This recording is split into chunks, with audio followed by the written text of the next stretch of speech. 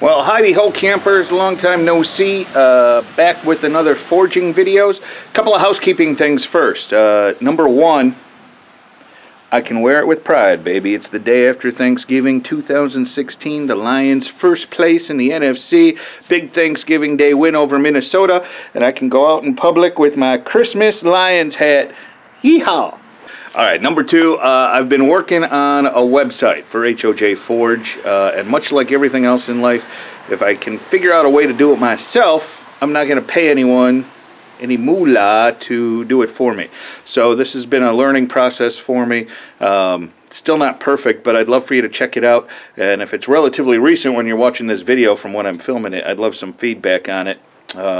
You know, if you find a link that isn't working, the sales pages I'm still messing with. There's stuff for sale up there, but I'm still messing with how to make it work right so you can see bigger pictures of everything and whatnot. But check that out. If you would, I'll put a link up here. Click on that.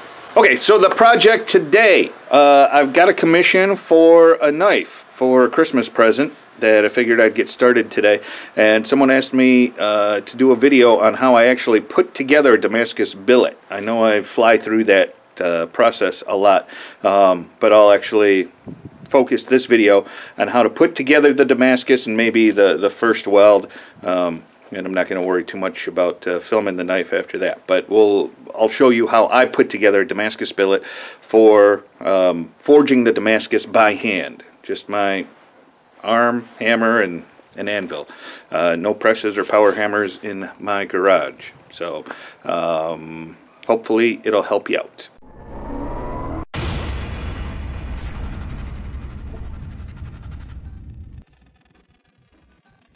So I'm just working on putting the video together, editing it up, and it just occurred to me, I'm going to start getting nasty comments. That's not real Damascus you're making, you got to make it in a crucible and blah blah blah. I'm not going to get into the argument.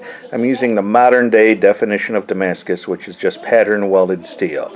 If you have a problem with that, then you're going to have a problem with the rest of this video, because I refer to it as Damascus through the whole thing. I get your comments, I get your arguments. This isn't the place to have that debate. Just using the modern day definition, it is pattern welded steel, aka in the modern day Damascus. On with the video. So for this Damascus billet, I'm going to go with 3 different types of steel. 2 are scrounged, 1 is bought. The bought steel is some 1080 from Kelly Couples. Great supplier. You order $100 worth of steel from him, and he ships it free. You can find his email address online. Just Google it, and then email him for his latest price list, and you just order through the email, and I mean, it's as simple as could be.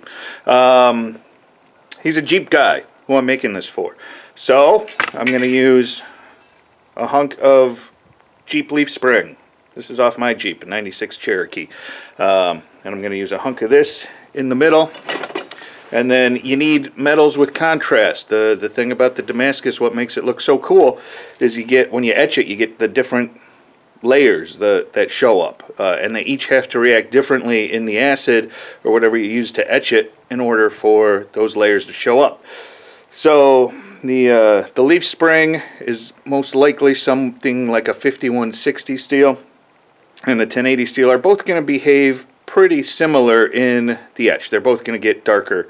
And then you want something like this. This is a bandsaw blade, which I don't know the exact steel of it, but I've been using it a lot lately because I've found a wood shop nearby who will just sell me the old blades for like $1. And it behaves like 15N20. Whether it is or not, it definitely hardens. So it's got a good carbon content in it, and it stays nice and shiny in the etch. And from everything I've read, bandsaw blades are generally a lot like 15N20, maybe different, you know, alloy components, but pretty similar. So those are the 3 steels I'm going to go with. We'll get a decent Damascus etch out of it, and yeah, let's get going. I'll show you how I put it together.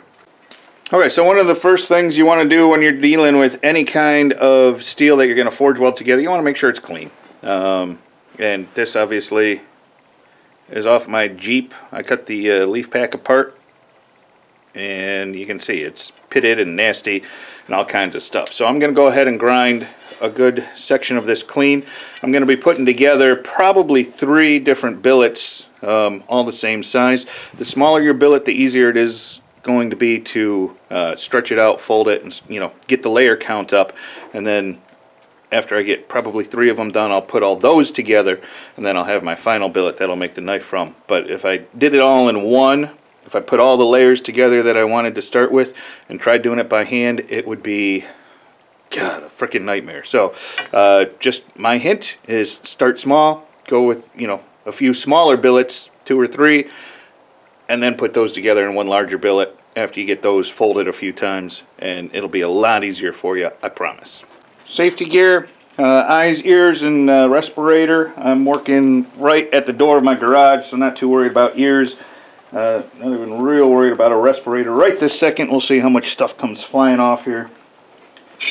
You know what? I can already tell a lot of stuff's going to be flying off here. I'm going to go grab a respirator. I'll be right back. Alright, here we go.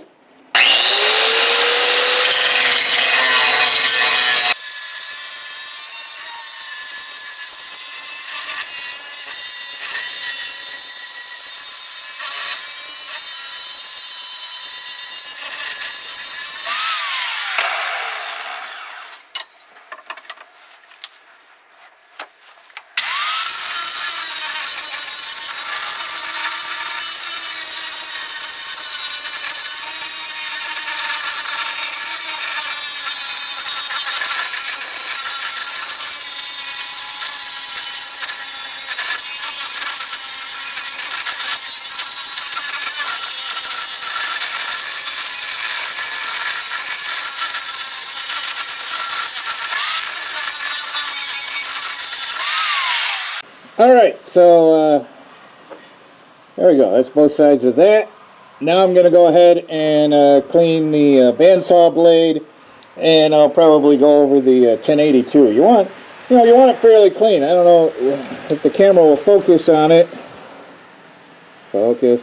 No, it's not 100%. There's still just a couple of tiny little pits here and there, but for the most part, that's everything is clean on that one.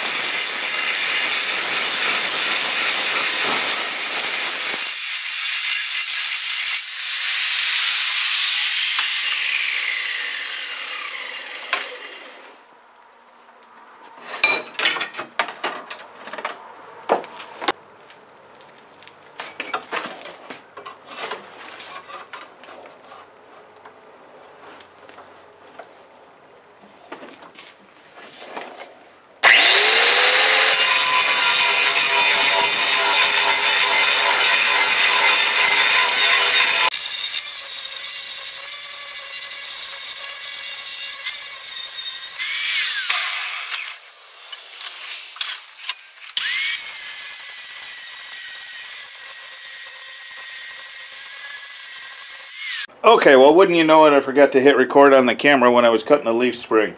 So to figure out the size of what to cut the metal, I went with the lowest common denominator, which is about 1 inch. That's about what the bandsaw blade is. Slightly less, but the 1080 I have is also 1 inch. So I cut, grab it, I cut along the leaf spring, measuring down 1 inch. Cut a slab, boom, and then did that 3 times since I'm doing 3 billets. So now I've got the center of each billet. Now I need to cut the 1080 and the bandsaw blade this width, whatever that is, probably 2 1/4 or something. So I'll get a some kind of measuring device and we'll measure that up, and then I'll be able to cut enough sections of the 1080 and the bandsaw blade. So in a perfect world, I'd just take a tape and measure out the lines to cut this, but I'm not in a perfect world, I'm in my world. So I measured it out using this little thingy, and the leaf spring is 2.5. So that gets me that. So now I'll just, let me fix the camera. I'll just set this on top of the bandsaw blade, make a little mark, and then cut it. Doesn't have to be perfect, just pretty close to perfect.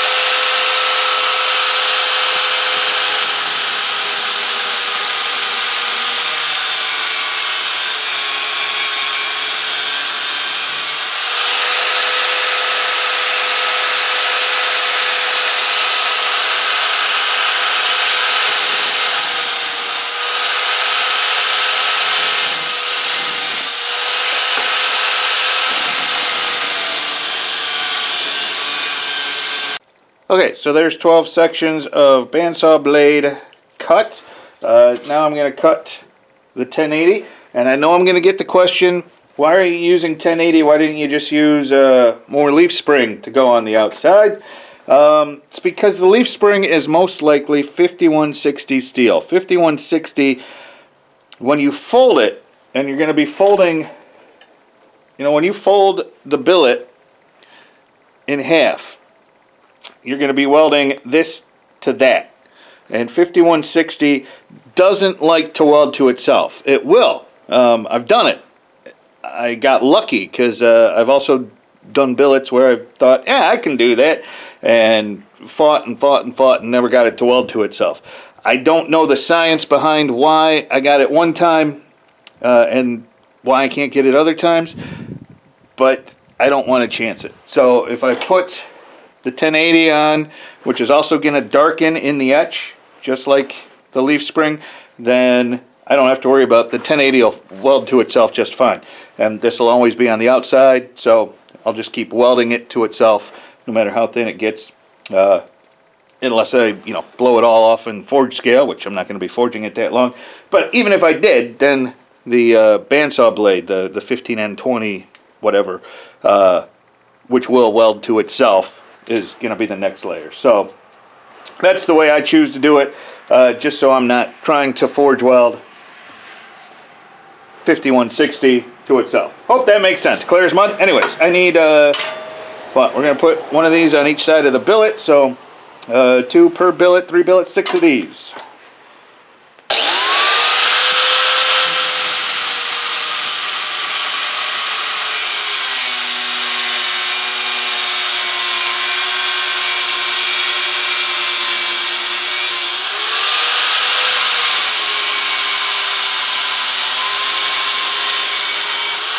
Then we also need to think about a handle for our billet, and I know a lot of people say, oh, just leave the end of the stock and use that as your final piece of the billet. You can do that.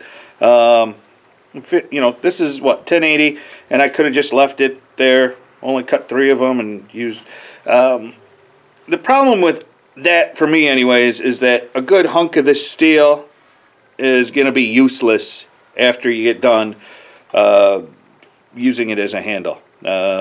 It's just going to get destroyed by the decarburization that's going to happen from it getting so hot. So I'd rather not do that. I'd rather keep as much of the knife steel good and usable as I can. And rebar is cheap / free from the scrapyard, and I've got a bunch of it.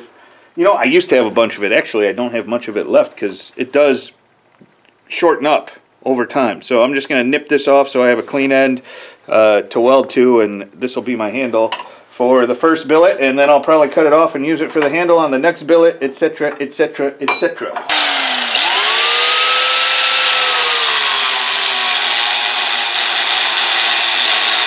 So here are my 3 stacks: leaf spring, 1080, bandsaw blade. So as I put this billet together, I'm going to start with the 1080 Then I'm going to do 2 layers of the bandsaw blade. Now with the bandsaw blade, you can grind the teeth off. I've never found them to be an issue. You know, by the time you get done forge welding everything, I don't know. I've just never found it to be an issue for me, and I've used it quite a few times. But you can. So I'm going to put the bandsaw blade, 2 layers of that, then a layer of the leaf spring, 2 layers of the bandsaw blade,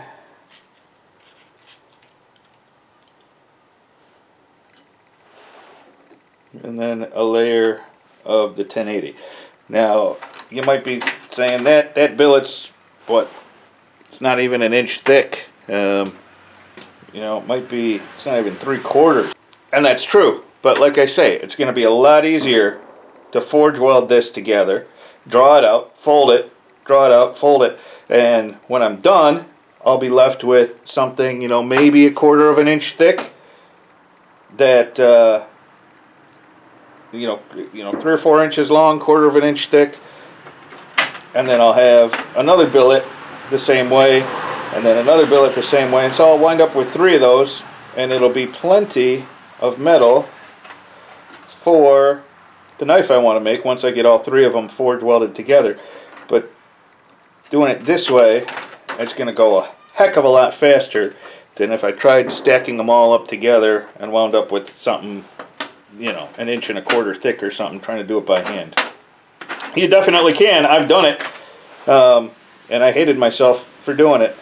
And so then I started doing the smaller billets and found my life got a whole lot easier. And it really, I don't know, maybe it's just wishful thinking, but I didn't find that it took all that much more time. You got to do a little more welding, you got to do a little grinding to fit the billets together. But when you're talking about how much less forge time there is, how many more times you have to heat the steel to get it drawn out to the right length, I've just found this way to be so much better. Alright, so I'm going to find a clamp because we want to clamp this all together, and then weld the ends, and I'll weld the handle on it, and then one billet will be ready to go.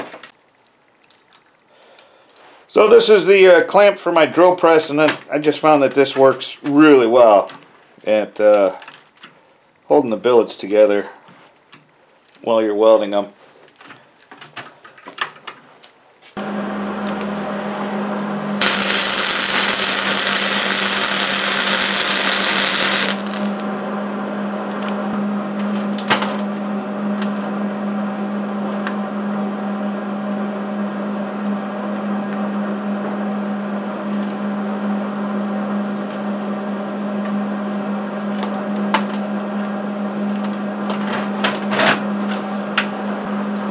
For the backside, since it's so thin, I'm not even going to worry about welding that together. I'm just going to weld the handle on, and as I go all the way around the handle, it'll weld that backside up.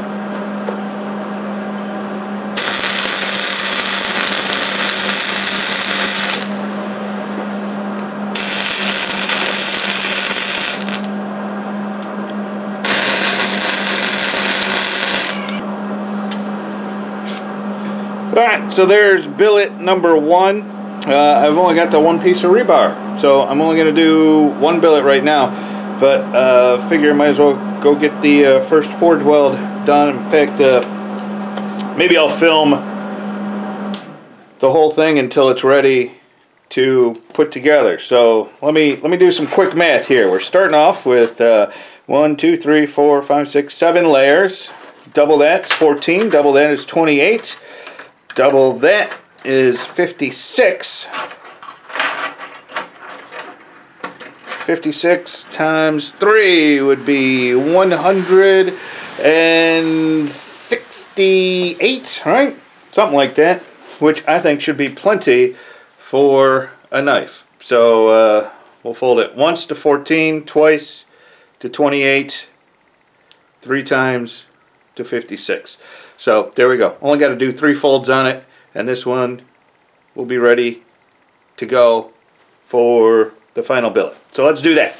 So I've got the billet in the forge right now. It's just heating up. I'm going to slowly heat it up till it's turning orange on the outsides. The outsides will heat up faster than the insides, but then I'll pull it out give it a quick flux with borax, and then put it back in, and that should allow the outsides to cool down a little bit and the insides to heat up a little bit. You want everything all at welding temperature, all at the same time. I also recommend you do this at least on an overcast day. Towards evening, when it starts getting a little darker, or in a dark shop, is actually better to tell colors, but I've done it enough in the bright daylight. It's not too bad today that I'm pretty confident we can get it done. So here we go. You can see the outside is quite a bit more orange than the inside. So I'm just going to go ahead and put some flux on it now.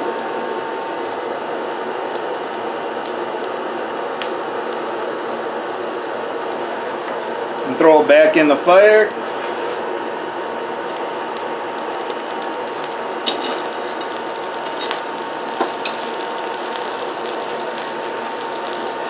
And the other thing I'm going to do is after it starts getting orange all the way through, I'm going to pull it out and pat those layers together, flex it up again. I just want to get as much space out from between the layers as possible. So I don't know if you can tell, but the outsides are getting quite bright. The inside is still really dull.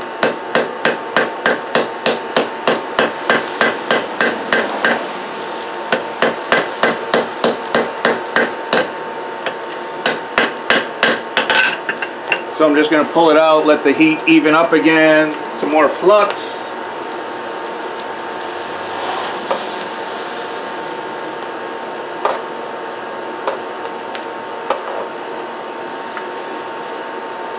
A little more flux on it, and then we'll put it back in the fire. And once it's to temperature, it's not such a big deal, because the inside will, isn't going to get that much lower than the welding temp, as long as you move quickly.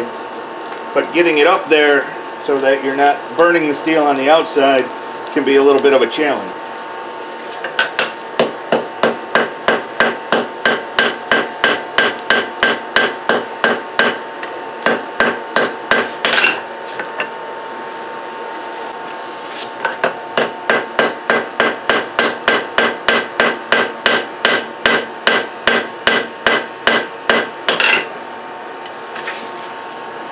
Okay, so with that one, that's the second one.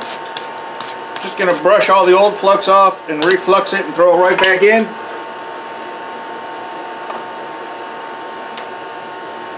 I mean, at this point it's pretty much welded, but we want to set that weld. We want that weld to be solid because, well, it's a knife and you never know what someone's going to be doing with a knife. So you want the welds as solid as possible. So probably at least 2 more heats, and we'll see how it goes. You need me?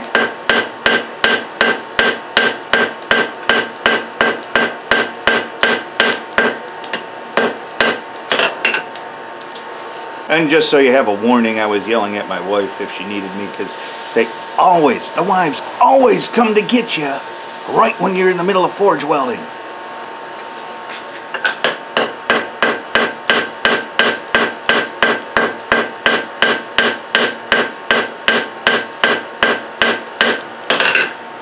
Okay, so we should be welded solid. I'm actually going to do it one more time because it's pretty cold out here today. The anvil's sucking a lot of heat out of that bottom layer when I set it on it. So I'm just going to do one more just to be sure.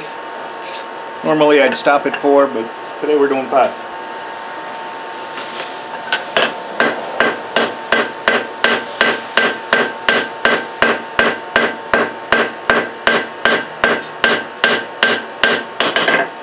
So, how do you tell if it's forge welded? Well, number one, if the layers start cooling off at different rates and one layer gets cold faster than the other, then you know. The other way is to just start banging on the side. Believe me, if something's not forge welded, you'll find out real quick.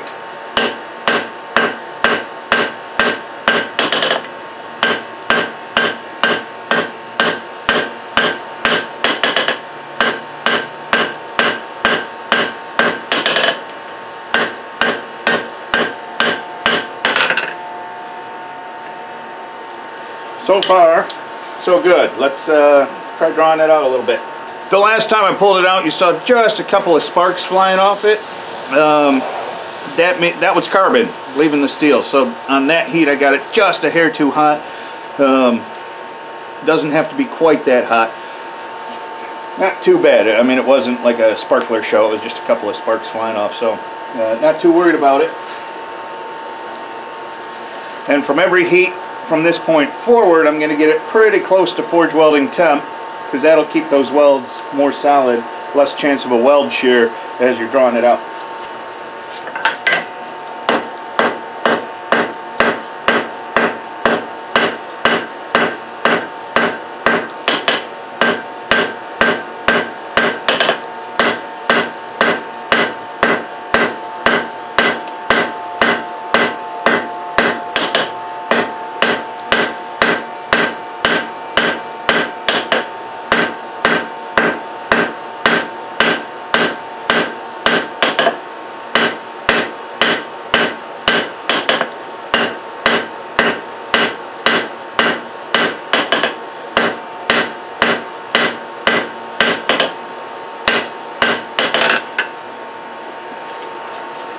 So let me see if the camera will show this. Probably not, but right along the edge where those teeth were, you know, you can see little tiny gaps where the layers weren't exactly perfectly the same size, and that's all right. What I'm looking for there is if those layers cool at different rates, that means that gap is a weld that didn't take. So just some stuff on the surface, that's all going to get ground out, maybe even forged out before I'm done. So I'm not super worried about that. Right now this looks like a pretty solid billet.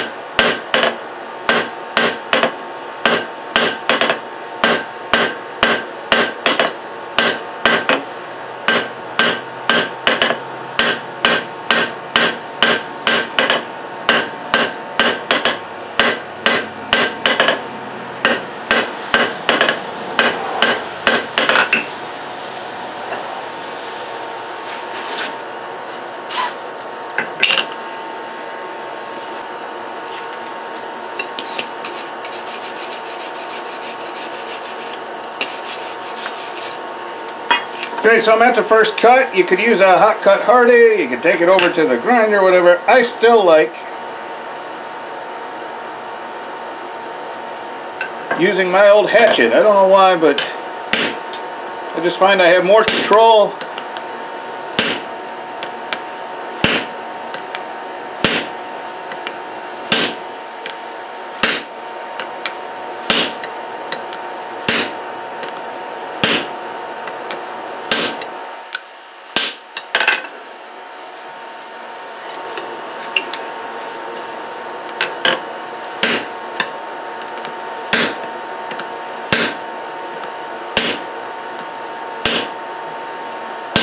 And rather than just going down through the middle, I'm like aiming one on this side, one on that side, and then one in the middle.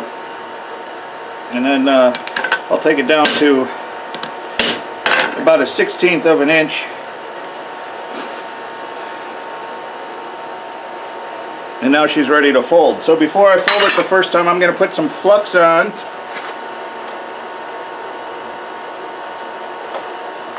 The two sides that are going to go together, and then I'm going to heat that back up real quick. Then I'm going to brush it off, and it'll be a nice clean surface.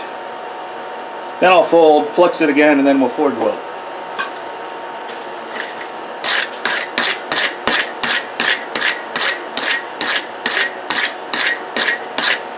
So all that forge scale's off of there now, so now I can just pop this over. Boom. First fold done. Get some flux on there right away.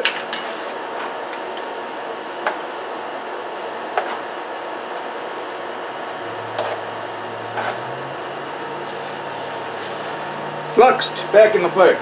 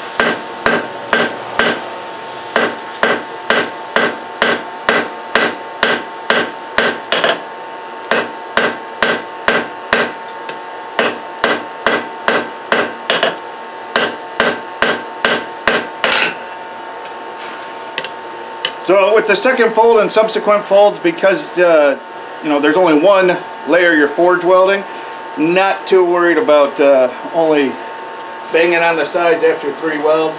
Not hitting it real hard, just seeing if there's any places that are popping open, because it's not too late to try and fix those if they are. That one looked good. So we'll do one more welding heat on this, and then we'll start drawing this out. I'm at 28 layers right now.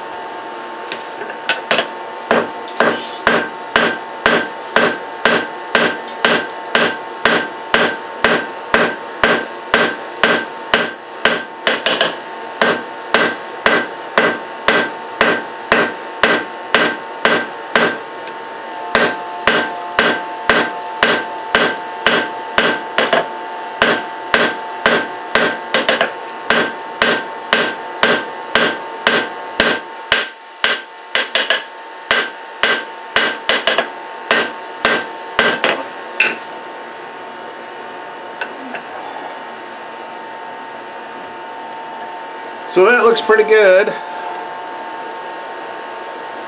See, they're both cooling at the same rate. Not seeing any big flaws. Like the last 1/4 inch maybe, that didn't weld together, but I always cut it off a little beyond that, because you just never know with the very end there. So let's draw this one out and fold it again.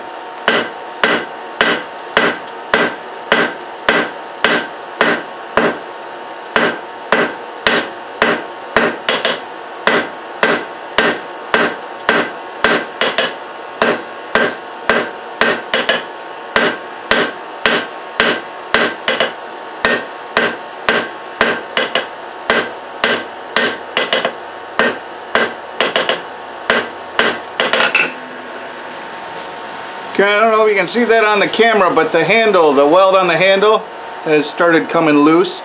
So I'm just going to go weld that back up real quick.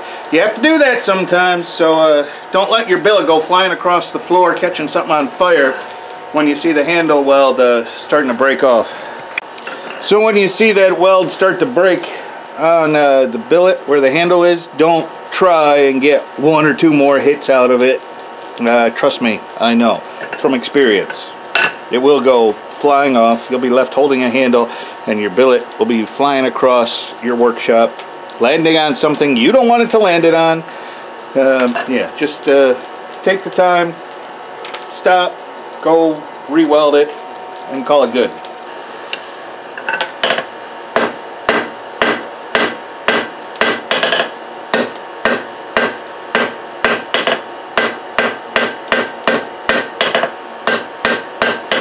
It was just about ready for the next fold, so let's give her a cut.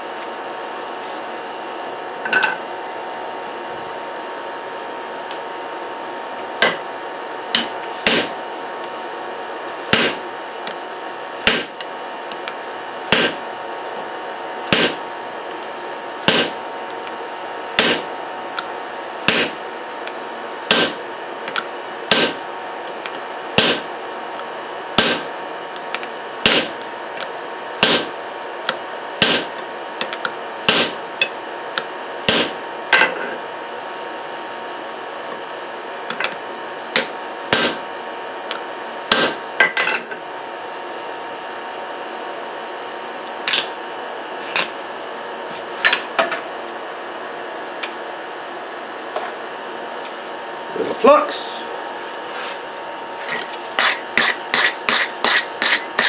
If when you're brushing all that flux off, you're seeing some forge scale stuck on it, redo that step.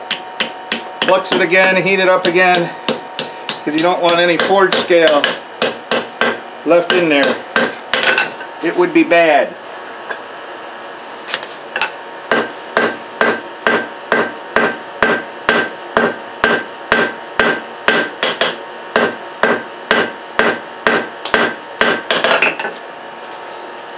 So that gets me up to, that's 28 layers. So draw this out one more time after it's forge welded all together, and then fold it one more time. We'll be at 56 and we should be ready to go with this billet.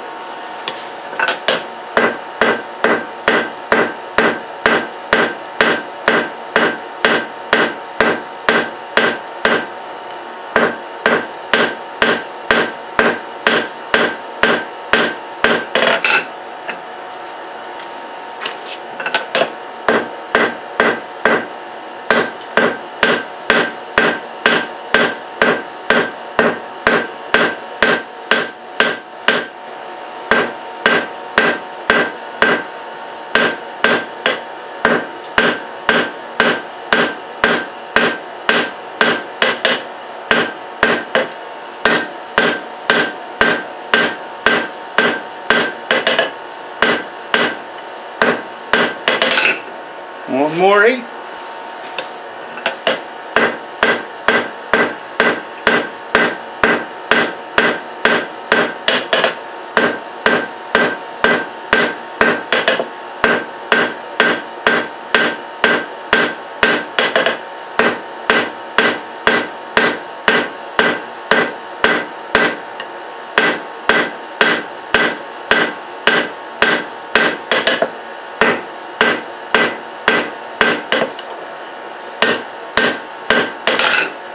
Alright, can draw it out one more time.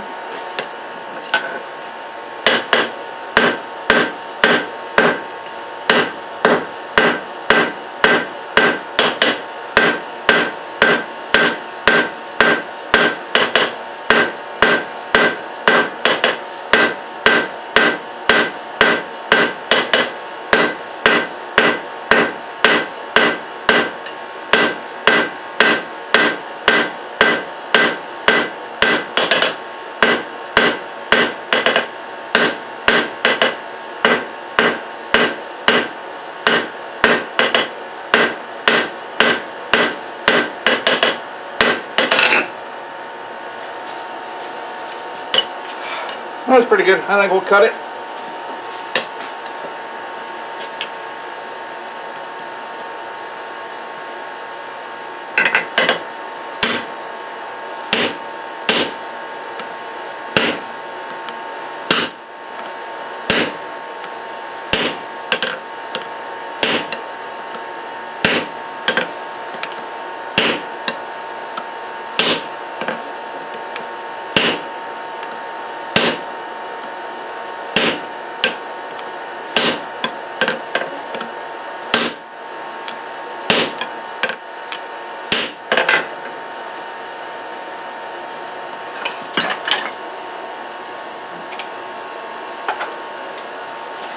Lux.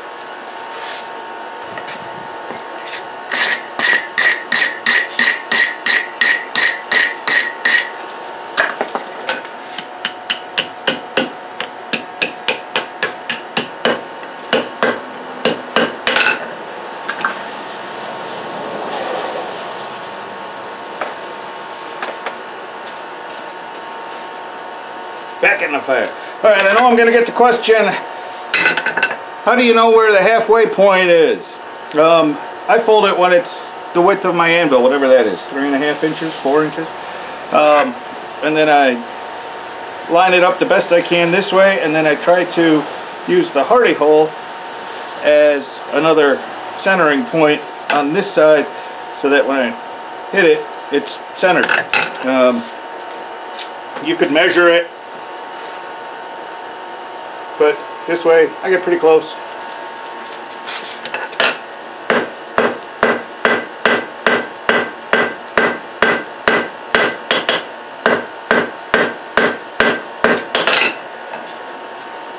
So there we go. That takes us up to 56 layers. We'll finish welding this and then draw it out into a billet about the width of my anvil, and you know, maybe 3/4 of an inch wide, an inch wide, something like that.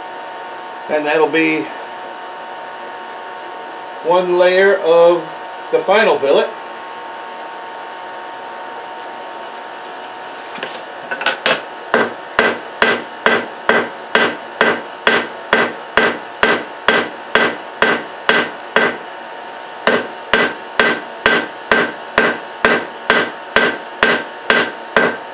Saw a few sparklers on that one again.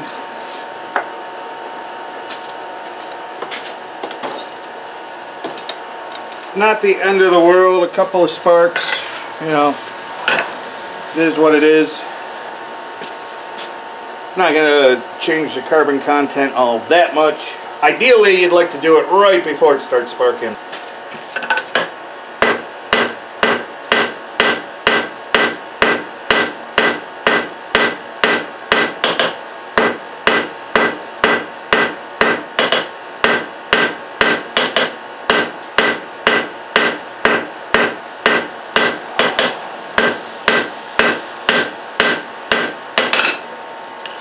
And one more welding heat, and then we'll start drawing this one out, and this will be done.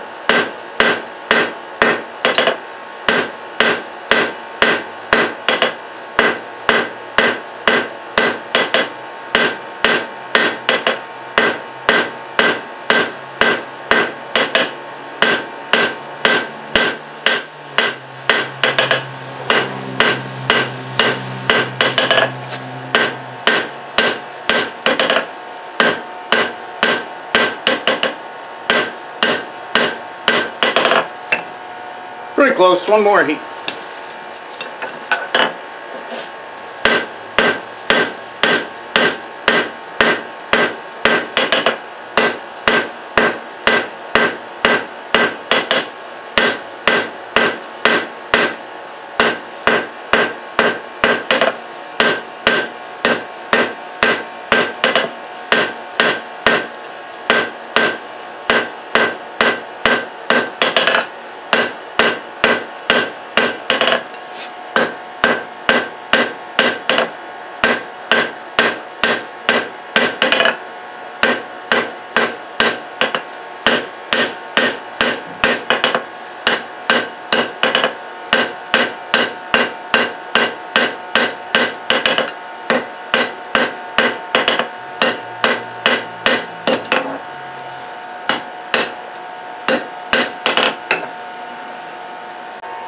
Alright, so there we go. There's 1/3 of the final billet done. I've probably got maybe an hour of actual forge time, but that included the re-welding the handle, and my welder was acting up on me for a second there. So actual forging time, probably 45-50 minutes for this billet.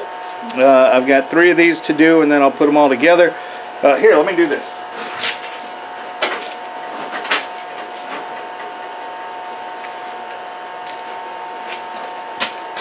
So here's one of the originals that I haven't done yet. You can see we got through it so quick. You know, we didn't really lose a ton of steel to forge scale because we were able to draw it out in 1 or 2 heats and fold it and weld it in as few heats as possible. If I had put all these layers together, so I started out with 21 layers instead of 7, then I'd still be fighting that billet trying to get to the first fold right now. It would just take forever to get that drawn out to where you could fold it. So yes, you'd start with more layers, you'd have a higher layer count right away, blah blah blah, but it's going to take you longer. So this way, break that billet up, do it in small sections.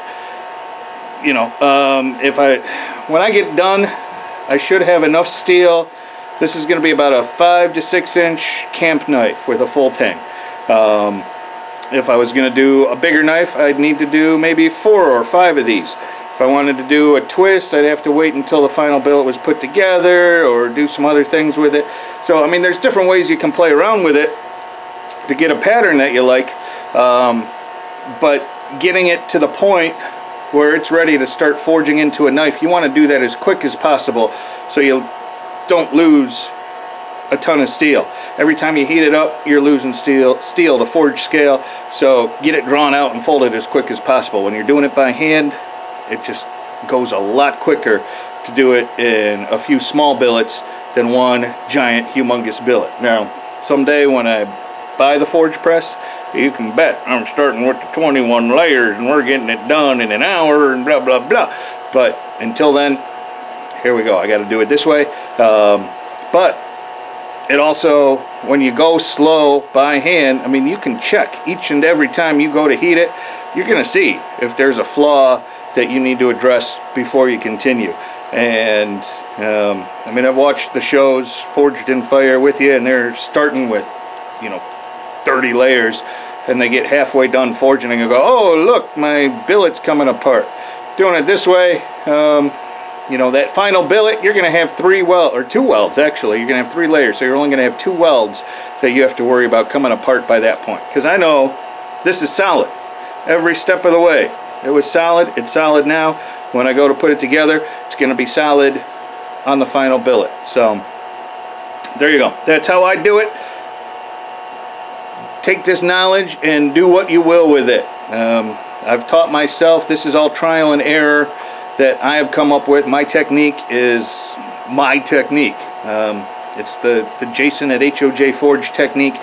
I don't know if anyone else does it exactly this way, but this is what I've come up with that works for me, and hopefully a little bit of knowledge I was able to pass on will help you figure out the perfect way for you. It's not going to be the same for everybody, but hopefully this helps you out. So please check out the website, hojforge.com, and if you're watching this video somewhat recently from when I've made it, Thanksgiving of 2016, oh yeah, I took my lion's hat off, it was getting dirty, then please chime in on the website and let me know if you see of anything that I can do better, that I can change. Again, I am not knowledgeable about building websites. I'm doing it all, making it up as I go along, much like my forging.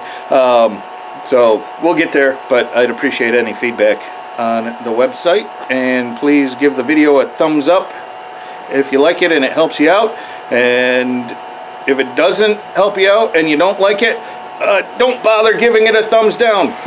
You can, I don't care, doesn't bother me. So I'll catch you next time. Please subscribe if you haven't. Forge on, be happy. Happy Thanksgiving, everybody. See you next time.